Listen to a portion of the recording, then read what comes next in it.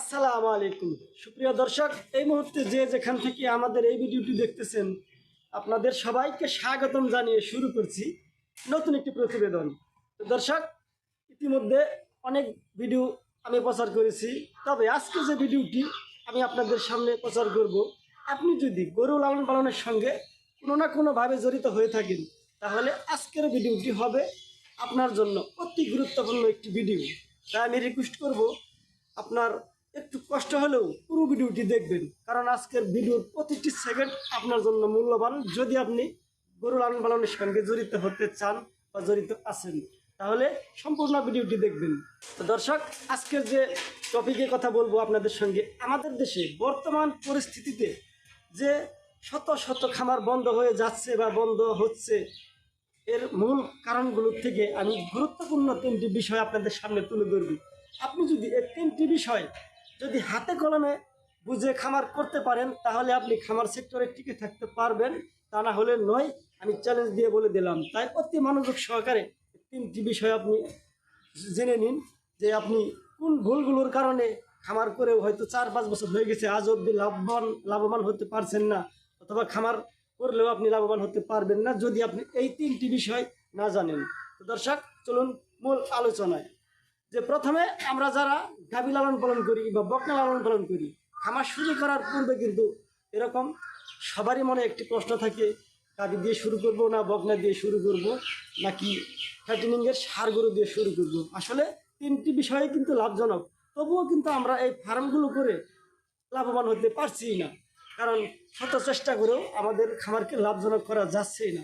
আমরা কেউ কেউ গাভী লালন পালন করতে গেলে লস খাচ্ছি, যে গাভী হিটে আসছে না বা গাভী সময় মতো কনসেপ্ট করছে না বা দুধ কিছুদিন হওয়ার পরে কমে যাচ্ছে, এ সমস্ত নানাবিধ সমস্যা থেকে আমরা বের হতে পারছি না। তাই চলুন প্রথম যে বিষয়টি আপনাদের সামনে গুরুত্বপূর্ণ পয়েন্টটি আমি তুলে ধরব। যারা যারা আমরা গরু ছাগল বা মুরগি যাই লালন পালন করে থাকি, প্রথম শিখতে হবে আপনার রুমেন ডাইজেস্টিবিলিটি কন্ট্রোলিং। কারণ আমরা সবাই কিন্তু গরুকে খাদ্য খাওয়াই থাকি, গরু ছাগল যাই লালন পালন করে আমরা খাদ্য খাওয়াই থাকি। আর এই খাদ্য কিন্তু সঠিকভাবে হজম করানোর মতো খামারি আমাদের দেশে খুব কম সংখ্যকই রয়েছে। তাই আমরা যে গরুকে দামি দামি খাদ্যগুলো খাওয়াচ্ছি, এর বেশিরভাগ খাদ্য কিন্তু গাভী হজম করতে না পেরে ওয়েস্টেজের দিকে ঠেলে দিচ্ছে। আর ওয়েস্টেজকৃত খাদ্য শুধু আপনার খাদ্যই লোকসান হচ্ছে না, ওয়েস্টেজকৃত খাদ্য হতে তৈরি হচ্ছে নানাবিধ রোগ। আমাদের ফার্মে প্রতিনিয়ত দেখা যায় যে আমার গাভী বা বকনা পেট ফাঁপা, বদ হজম, তারপরে টিম্পানি, ব্লড স্ট্রোক, যকৃত প্রদাহ, নানাবিধ গুজব লেগেই থাকে খাদ্য ব্যবস্থাপনা ভুলের কারণে। তাই অবশ্যই আপনি আপনার গরুকে খাদ্য খাওয়ানোর আগে রুমেন ডাইজেস্টিবিলিটি কন্ট্রোলিং শিক্ষা গ্রহণ করতেই হবে। এতে করে আপনি দেখবেন অল্প খরচে অল্প খাবারে আপনার গরু অধিক উৎপাদন দিতে সক্ষম হবে। সেই সাথে আপনার ফার্মে 90% রোগ কমে যাবে অটোমেটিক্যালি। তখন কিন্তু আপনার একটি লাভজনক খামারি হবার রাস্তা তৈরি হয়ে যাবে। তো দর্শক, আসলে রুমেন ডাইজেস্টিবিলিটি নিয়ে কথা বললে এই ভিডিওর মধ্যে সম্ভব না। এগুলো অতি গুরুত্বপূর্ণ বা অতি মূল্যবান একটি লম্বা আলোচনা, যা এই ভিডিওর মধ্যে করা সম্ভব নয়। তবুও সংক্ষেপে শুধু আপনাদের একটি ধারণা স্বরূপ বলে দিলাম। তাই রুমেন ডাইজেস্টিবিলিটি শিক্ষা আপনার গ্রহণ করতেই হবে যদি আপনি ফার্মিং করতে চান। এবং দ্বিতীয়তে যে বিষয়টি আপনাদের খেয়াল করতে হবে, যেমন আমাদের দেশে প্রতিটা খামারি বলতেছে বা ইতিমধ্যে আমার কাছে শত শত ফোন আসছে বা আসতেছে, একটি সমস্যা নিয়ে প্রতিটি লোক ভুগতেছে, সেটি হলো গাভী কিংবা বকনা সময় মতো হেঁটে আসে না, আবার হেঁটে আসলেও বা সিমেন্ট কনসেপ্ট করে না।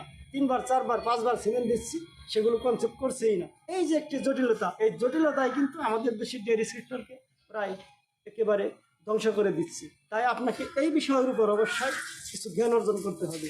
আপনার গাভী থেকে বছরে একটি করে বাচ্চা নিশ্চিত করতে না পারেন, আপনি আপনার গাভী থেকে যদি দৈনিক 30 লিটার দুধ উৎপাদন করেন, তবুও ওই গাভী থেকে লাভবান হতে পারবেন না, এটা গ্যারান্টি দিয়ে বলে দিলাম। তাই অবশ্যই আপনার শিখতে হবে সঠিক সময় আপনার গাভীকে হিটে আনানো এবং বীজ কনসেপ্ট করানো।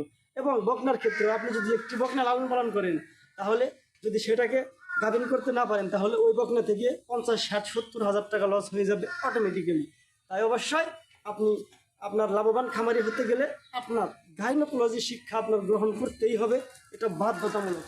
আপনি যদি গাইনোকোলজি বিষয়ক জ্ঞান অর্জন করে নিতে পারেন তাহলে অতি সহজে আপনার গাভী বকনা হিটে আসবে এবং অতি সহজে আপনার প্রতিটি সিমেন্ট আপনার গরু কনসেপ্ট করতে বাধ্য থাকিবে।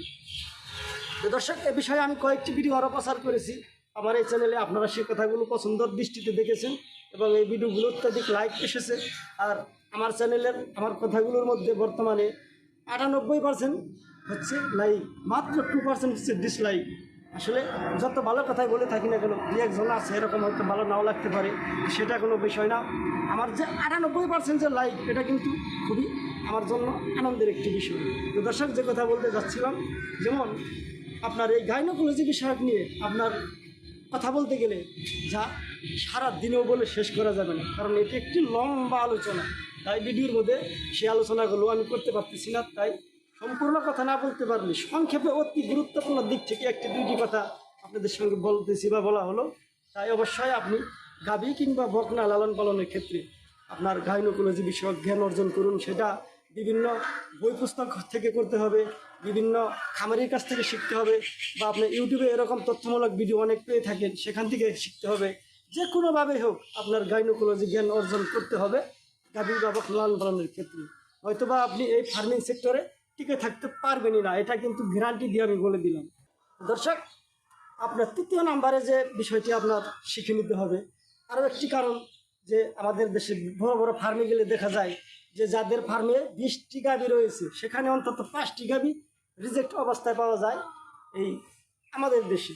এর মূল কারণ হলো এই গাভীগুলোকে আপনার যে সমস্ত গাভী বেশি দুধ দিয়েছে, এই গাভীগুলো ম্যাস্টাইটিস রোগে উলান নষ্ট হয়ে গেছে, বা কোনোটার বাট কানা অন্ধ হয়ে গেছে। এই সমস্ত জটিলতায় গাভীগুলো নষ্ট করে দিচ্ছে, কষার কাছে বিক্রি দিতে বাধ্য হচ্ছে। আসলে একটি অধিক দুধ উৎপাদনের একটি গাভীর মূল্য কিন্তু আমাদের দেশে 3 লাখ, 3.5 লাখ কিংবা 4 লক্ষ টাকা। সে গাভী যদি আপনি একটি সামান্য ম্যাস্টাইটিস রোগের কারণে নষ্ট করে ফেলেন, তাহলে ওর মূল্য চলে আসবে 1,20,000 কিংবা সর্বোচ্চ 1.5 লক্ষ টাকা। তাহলে কিন্তু আপনি একটা গাভীতে প্রায় 2 লক্ষ টাকা লস খেয়ে যান, শুধু সামান্য একটি ম্যাস্টাইটিস রোগের কারণে। তাই আমি রিকোয়েস্ট করবো, আপনি এই ম্যাস্টাইটিস রোগ কিন্তু অতি সামান্য একটি রোগ, আর এই রোগটি কিন্তু আপনি নিজ হাতে সৃষ্টি করে থাকেন আপনার গরুতে, সেটি আপনার অজান্তে। তাই অবশ্যই আমরা এই গাভী লালন পালন করে ম্যাস্টাইটিস কন্ট্রোলিং শিখি না, অথচ টাকা আছে বেদায় দামি দামি গাভী কিনে নিয়ে যাচ্ছি। এটি কিন্তু সম্পূর্ণ একটি ভুল সিদ্ধান্ত। তাই গাভী লালন পালনের ক্ষেত্রে আপনার 3 নম্বরের যে কথাটি বলতেছি, সেটি হচ্ছে ম্যাস্টাইটিস কন্ট্রোলিং শিখতেই হবে। কারণ একটি ম্যাস্টাইটিস রোগ কন্ট্রোল করতে পারলে আপনার গাভী সারা বছর সমান পরিমাণে দুধ দিবে, এবং আপনার গাভীর যে মূল্য, আপনি যে টাকায় গাভীটি কিনবেন 3 লাখ, 3.5 লাখ, আপনি পরবর্তী বাচ্চা দেওয়ানোর সময় হলে ঠিক ওই টাকায় বিক্রি করতে পারবেন, যদি আপনি সঠিকভাবে গাভী লালন পালন করতে পারেন বা আপনার গাভীর উলানের সুরক্ষা নিশ্চিত করতে পারেন। তাই আপনার ফার্মিংয়ে একেবারে ম্যাস্টাইটিস 100% নো চান্স। এই কৌশলগুলো আপনার জেনে নিতে হবে। এই বড় বড় খামারি এবং বিভিন্ন দিক থেকে শিখে নিতে হবে আপনার নিজের চেষ্টা করে, এতে করে আপনার গাভীগুলো যেন সম্পূর্ণ ম্যাস্টাইটিস মুক্ত থাকতে পারে। তো দর্শক, আজকে যে গুরুত্বপূর্ণ 3টি বিষয় নিয়ে সংক্ষেপে কথা হলো, যেন আপনার পরিপাকতন্ত্র, জননতন্ত্র, এমন কি উলানের সুরক্ষা, মানে স্নায়ুতান্ত্রিক একটি ব্যাপার। এটি যদি আপনারা স্নায়ুতন্ত্র বুঝে যান, তাহলে কিন্তু উলানের সুরক্ষা সম্পূর্ণ কলাকৌশল শিখে যাবেন। তাই এই 3টি বিষয় যদি আপনি খামার করার পূর্বে শিখে নেন, তাহলে কিন্তু আপনি খামারে লস হওয়ার সম্ভাবনা থাকবেই না।